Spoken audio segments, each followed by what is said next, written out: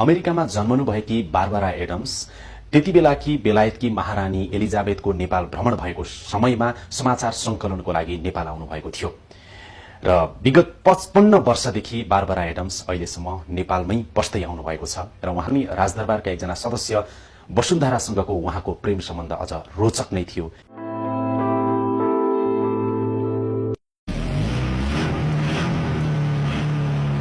यो गाडी निर्जीव भएर पनि बारबराको एकमात्र नजिकको जीवित आफन्त बनेको छ।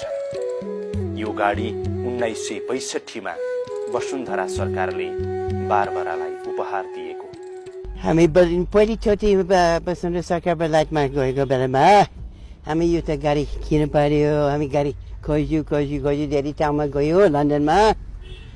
त्यो गाडी देख्यो मन पार्यो। वसुन्धरा सरकार कान्छा सरकार प्रेसिडेन्ट दियो। मैले जहिले पनि यो काठमाडौँमा छोड्यो चलायो।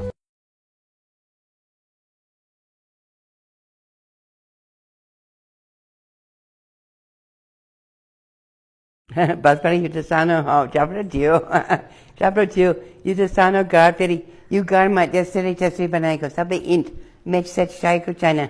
यो त नेपाली किसिमको ओछन। कस्तो राति त मुसाहरू दौडिन्थ्यो रे त्यो छाप्रोमा। कसरी टाछ धेरै मुसा। यो घरमा धेरै मुसा थियो। धेरै मुसा। पानी अलिअलि चुइन्थ्यो कि त्यसमा? पानी पनि चुयो। कसरी थाहा हुन्छ? हो कि होइन? हो। कसरी थाहा हुन्छ? यो घर पनि थाहा हुन्छ। तपाईँको आँखा बोलिरहेछ, आँखा रसाइरहेछ। यत्रो दरबारमा बसेको मान्छे त्यस्तो छाप्रोमा आएर बस्नु पर्यो कि? खैर छोडिदिउँ त्यो कुरा। नजबन गर्ने 1985 होला। 1985, 1986, 1987। एक हिसाबले तपाईँले वसुन्धरा सरकारसँग विवाह नै गर्नुभयो होइन त? तर उनीहरू स्वीकार गरेको छैन। किङ महेन्द्र पनि स्वीकार गरे। 2 चोटि 3 चोटि त देश निकाला गर्न खोजियो। 2 चोटि। एकचोटि आइएम प्राउड अलिकति कमान्डी छ।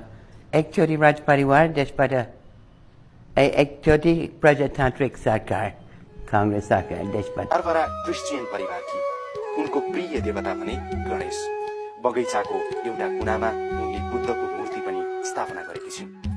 उनी हरेक दिन यहाँ आएर नेपालमा दिगो शान्तिको प्रार्थना गर्छिन्। साँच्चै बारबरा धार्मिक सहिष्णुताकी प्रतीक पनि हुन्।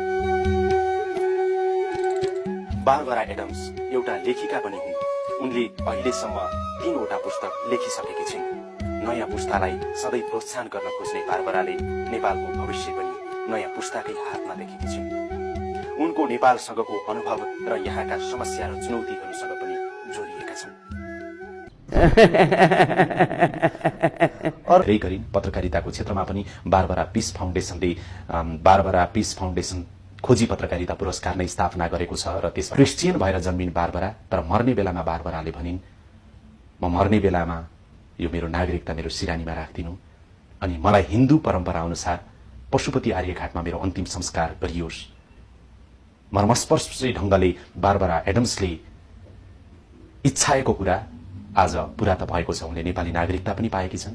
उनको अन्तिम संस्कार हिन्दू परम्परा अनुसार पशुपति आर्यघाटमा भएको छ।